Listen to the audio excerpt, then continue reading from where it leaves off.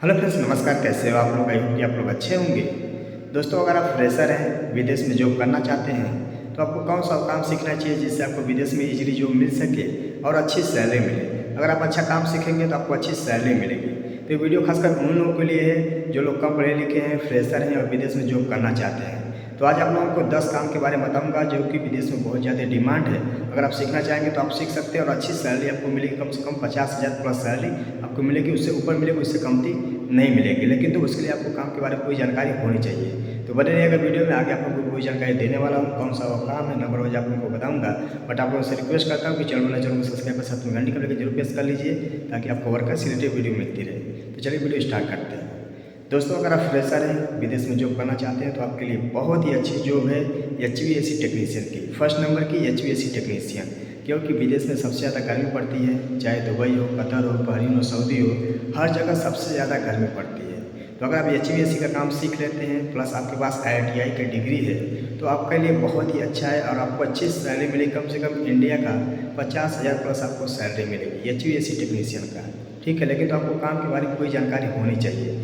और क्योंकि विदेश में सबसे ज़्यादा डिमांड है AC टेक्नीशियन की, HVAC टेक्नीशियन की, चिल्लर टेक्नीशियन की सबसे ज़्यादा डिमांड है। तो अगर आप HVAC टेक्नीशियन का काम सीख लेते हैं तो आपके लिए बहुत ही बेटर है। कम से कम आपको 50,000 प्लस सैलरी आपको मिलेगी। चाहे आप गल्फ में किसी भी कंट्री में जाते हैं, चाहे दुबई हो, कतर हो, बहरीन हो, सऊदी हो, चाहे किसी भी गल्फ कंट्री में। ठीक है, तो जो लोग फ्रेशर हैं, HVAC टेक्नीशियन का काम सीख लेते हैं तो उनके लिए बहुत ही अच्छा है। और दूसरी जॉब है इलेक्ट्रीशियन की। गाइस, गल्फ में इलेक्ट्रीशियन की बहुत ज़्यादा डिमांड है। अगर आप इंडिया में इलेक्ट्रीशियन की जॉब कर रहे हैं, 20 साल हो जाएगा तो अभी आपको 17-18 हज़ार सैलरी मिलेगी।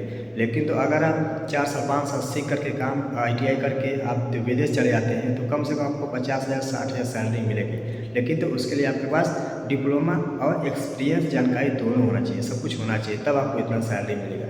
तो अगर आप फ्रेशर हैं, इलेक्ट्रीशियन का काम सीख लेते हैं, तो आपको विदेश में बहुत ही ईजिली आपको जॉब मिल जाएगी। क्योंकि यहाँ पे बहुत ज़्यादा इलेक्ट्रीशियन का काम होता है, क्योंकि कंस्ट्रक्शन वर्क यहाँ पे सबसे ज़्यादा होता है। ठीक है, तो अगर आप इलेक्ट्रीशियन का काम सीख लेते हैं प्लस ITI कर लेते हैं, तो आपके लिए बहुत ही अच्छी अपॉर्चुनिटी है विदेश में जॉब पाने के लिए। तीसरी जॉब है JCB की। गैस, मैं ये जो बता रहा हूँ, जो लोग 12 पास हैं या BA किए हुए हैं, वो लोग काम सीख सकते हैं। ज़्यादा एजुकेशन की जरूरत नहीं है। तो अगर आप फ्रेशर हैं तो JCB का काम सीखना चाहते हैं, तो JCB का काम अभी आप सीख सकते हैं, क्योंकि विदेश में इसकी बहुत ज़्यादा डिमांड है। लेकिन तो लाइसेंस आपका इंडिया का होना चाहिए। उसके बाद यहाँ पर आकर लाइसेंस आपको बनवाना पड़ेगा। ठीक है, इंडिया का लाइसेंस आपको आपके पास रहेगा तो यहाँ पे आपको गोल्डन चांस मिलेगा। यानी कि आप फर्स्ट टाइम पास हो जाएंगे तो आपका कम पैसे में काम हो जाए, यानी कि आधा पैसा में काम आपका हो जाएगा। इंडिया का लाइसेंस नहीं है, यहाँ पे आके बनवाएंगे तो आपका ज़्यादा पैसे लग सकता है। ठीक है, और JCB का लाइसेंस कैसे बनता है तो भी वीडियो आपको डिस्क्रिप्शन में मिल जाएगा, उसका लिंक आप जाके देख सकते हैं कि विदेश में कैसे JCB का लाइसेंस बनवाएं, गाड़ी का लाइसेंस कैसे बनवाएं। तो जो लोग फ्रेशर हैं, JCB का काम सीख सकते हैं।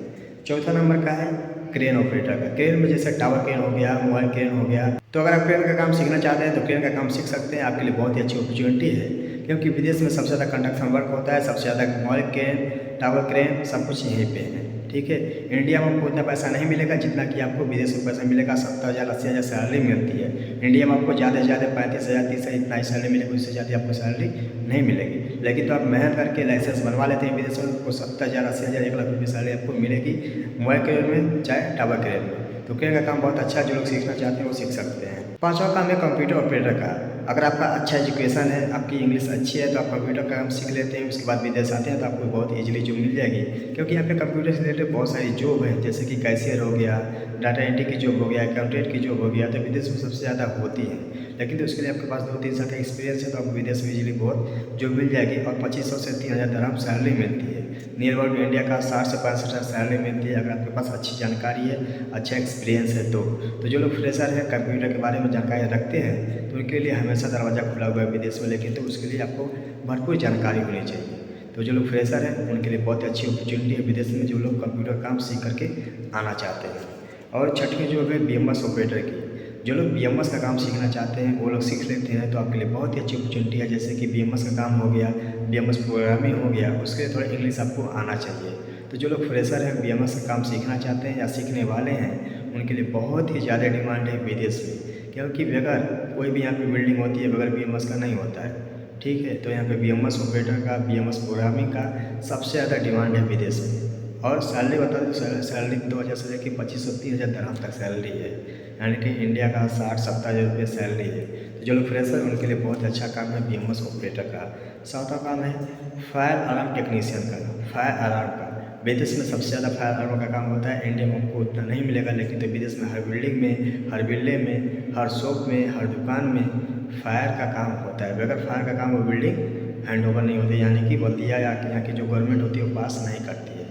तो अगर फायर अलार्म का काम सीखना चाहते हैं तो भी आप सीख सकते हैं, आपके लिए बहुत ही अच्छी अपॉर्चुनिटी है। गाइस मैं ये जो बता रहा हूँ, ये लोग ज़्यादा जो पढ़े लिखे नहीं हैं, जैसे 12 पास हैं, ITI किए हैं, BA किए हैं, BSc किए हैं, उनके लिए, और विदेश में जॉब करना चाहते हैं उनके लिए जॉब है, ठीक है ना। हालांकि मेरे कहने के हिसाब से ना, एक बार आप यही काम सीखिए। मैं आपको बता रहा, एक सजेशन दे रहा है, आपको सीखना है तो सीखिए, नहीं तो आपके ऊपर डिपेंड करता है कि आप कौन सा काम सीखना चाहते हैं।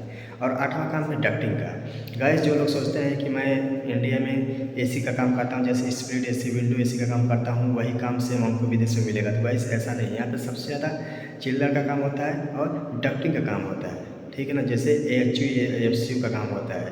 तो अगर आप डक्टिंग का काम सीख लेते हैं तो भी आपके विदेश में बहुत ज़्यादा डिमांड है, क्योंकि यहाँ पे सबसे ज़्यादा AC में डक्टिंग का काम होता है। तो जो लोग स्प्लिट AC, विंडो AC का काम सीख करके आते हैं, यहाँ पे फेल हो जाते हैं, उनको कुछ पता ही नहीं चलता है। तो जो लोग फ्रेशर हैं वो डक्टिंग का काम सीख के आते हैं तो उनके लिए बहुत अच्छी अपॉर्चुनिटी है। और 9वां नंबर है एल्युमिनियम फैब्रिकेटर का। गैस जो लोग एल्युमिनियम का काम सीखना चाहते हैं उनकी विदेश में बहुत ज़्यादा डिमांड है, क्योंकि यहाँ पे ऊँची ऊँची जो बिल्डिंग बनती है उसमें पूरा ग्लासी लगता है, तो एल्युमिनियम का उसका फ्रेम होता है, चाहे डोर भी होता है, हर एक चीज़ एल्युमिनियम का होता है। तो जो लोग एल्युमिनियम फैब्रिकेटर हैं उनकी विदेश में बहुत ज़्यादा डिमांड है, और सैलरी आपको इंडिया का 50,000 प्लस आपको सैलरी मिलेगी। इंडिया में आपको उतना नहीं मिलेगी, भले आप 30 साल काम करेंगे एक ही कंपनी में, लेकिन तो विदेश अगर आप सीख के काम आते हैं, आपके पास जानकारी है, तो आपको 50,000 60,000 सैलरी मिलेगी। जो लोग एल्युमिनियम फैब्रिकेटर हैं, आप हमारे पीछे देख सकते हैं जो ग्लास लगा हुआ है, ये एल्युमिनियम में फिटिंग हुआ है, ठीक है।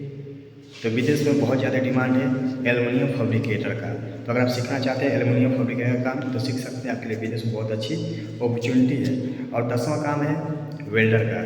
गाइस जो लोग वेल्डर हैं, जैसे कि MIG welding, CO2 welding, argon welding, gas welding जो है, उनकी विदेश में सबसे ज़्यादा डिमांड है। आर्क में जो वेल्डर है, लेकिन तो उसमें कैटेगरी होती है, जैसे 3G, 4G, 5G, 6G। तो अगर आप 6G वेल्डर रहेंगे तो आपको ज़्यादा सैलरी मिलेगी, 60,000-70,000 सैलरी मिलेगी।